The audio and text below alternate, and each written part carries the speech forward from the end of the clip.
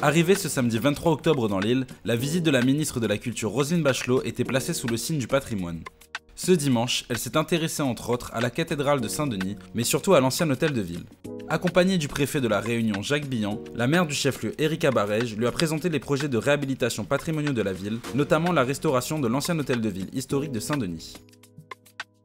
Cet édifice néoclassique qui a été inauguré en 1860 a subi un certain nombre de travaux depuis son origine, dont la dernière campagne de travaux que les Denysiens peuvent voir, qui la restitue dans une colorimétrie à base d'ocre jaune. Nous allons, tout en restaurant dans les règles de l'art l'édifice, lui redonner son aspect d'origine à la conception, donc en 1860, qui était blanc. Nous allons donc le rendre un peu plus en cohérence en s'appuyant sur des sources documentaires avec la ville de Saint-Denis. Ce qui est important de comprendre, c'est que ce bâtiment, il est représentatif de l'architecture de la deuxième moitié du 19e siècle à Saint-Denis de la Réunion. C'est une architecture néoclassique, Napoléon III. Le but du travail, c'est de redonner à cet édifice sa cohérence.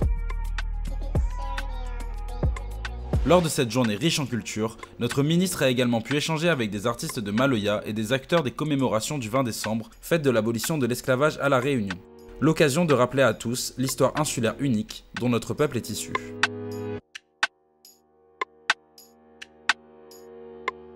Ce qu'on vient d'entendre est absolument magnifique. C'est magnifique en tant qu'expression culturelle et c'est magnifique au sens de l'animation sociale qui est apportée par ces associations dans les quartiers sur l'appropriation d'un passé souvent douloureux, mais sur lequel on a construit de l'unité. Et c'est ça qui est important. C'est de surmonter les fractures, de surmonter les dissensions pour se bâtir un avenir commun. Et c'est ça qui est fait dans ce spectacle que nous venons de voir, qui est un appel à la solidarité, à l'amitié, à l'amour, tout simplement. Et bon, il y a beaucoup de talent, il y a beaucoup de flammes. On est entraîné, même moi qui ne suis pas spécialement coutumière, j'ai hésité à danser quand même. La reprise de l'activité culturelle. J'ai été à la rencontre du festival Electropical hier soir où les organisateurs m'ont dit que les jauges étaient complètes. Les jauges sont d'autant plus complètes que la Réunion s'est complètement emparée du système Pass Culture avec ces possibilités financières qu'on donne aux jeunes d'acheter un certain nombre de biens culturels. Moi j'ai mis mon déplacement à la Réunion sous le signe de la jeunesse. Parce que si on n'investit pas dans la jeunesse, n'est-ce pas Erika, je crois qu'on passe à côté de quelque chose de très important.